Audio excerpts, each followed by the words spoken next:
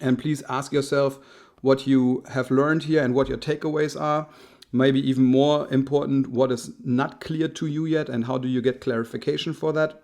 But ultimately, let's understand that at this point we can clearly discretize our shapes into shapes of known geometry. So I think I can clearly state that. And then I know how to calculate the centroid of composite shapes. I did that. That was the focus of today's lecture. And I believe we have only two but very important points here that we can check off that will lead us a long way. And let me finish this lecture by telling you that this is the basis, calculating the centroid location. That is the basis for our last lecture on what's called moment of inertia. So you will see that in one of the next videos. We will talk about moment of inertia there. So moment of inertia. And if you don't know how to calculate x bar and y bar for a shape, you will not know how to proceed. So remember how we used to have internal forces and internal force diagrams. To calculate those, you needed support reactions, right? So I always make the analogy to my students that x bar and y bar to moment of inertia is the same as the support reactions to internal forces. If you don't understand the beginning part, so if you do not understand the top line here, you cannot understand the bottom line here. And so please take your time and really understand, especially this one, the lecture that we did here today, which is for the finite shapes. So that is very important because we will do the moment of inertia for finite shapes or for composite shapes as we called it here. So next lecture will be all about moment of inertia for finite shapes and composite bodies. And so you really have to have a good handle on these two. And I wish you good luck with that. And I hope I provided you the tools that you need. And then we can meet in the next lecture. Before we do that, let's take a quick look at the homework just to see if there are any questions there. So here our first homework problem, straightforward because it's already broken down into defined shapes for you, rectangle, rectangle, and rectangle. And you can probably simply calculate the x bar and y bar location for that. I don't need to explain a lot here. Similar with the double T here. So this is a double T cross section, very common in engineering. That can be a lot of fun to calculate, but also it's very straightforward. And notice that it is symmetric over the y-axis, so that will help you just like the previous problem.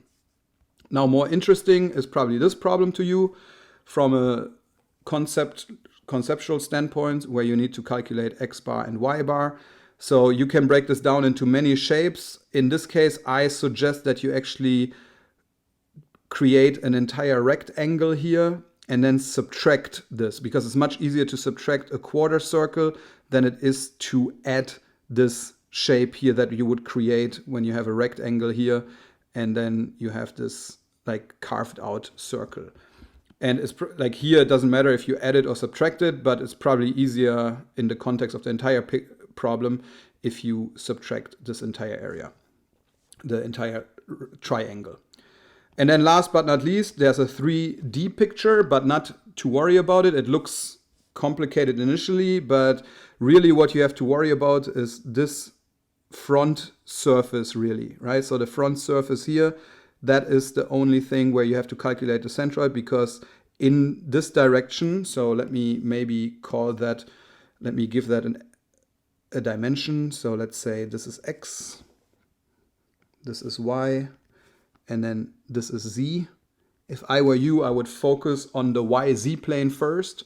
So yz plane, because in the x direction, everything is constant, right? So in this direction, all the lengths are equal. So in the x direction.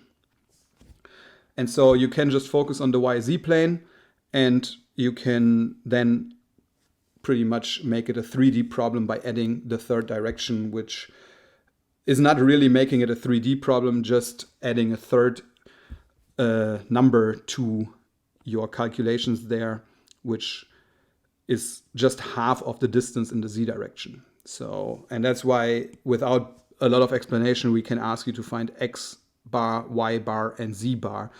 And of course, you can rename this, right? If you're confused by the YZ plane, then you might as well turn this here into X, Y, and Z axis if you wanted to. But I leave that up to you, and I wish you good luck with that. That concludes the lecture and the homework, and I believe that should be straightforward. I encourage you to also find other problems to solve this, because once again, all this here is very important to our following topic, which is the moment of inertia, and you will be 100% lost if you don't know how to find the centroid location of a shape. So what we will continue next with is we will take such a shape or such a shape, and we will find the moment of inertia for this. Of course, right now you may not have an idea of what the moment of inertia is of a cross section, but that is what we will focus on in our next lecture. My point here is we're not doing this here just to waste your time. Like what we did in this lecture is a very important topic to understand the next topic, which is the moment of inertia. And so please focus on these types of problems and maybe find even additional problems to solve. And good luck with that, and I'll see you in the next lecture.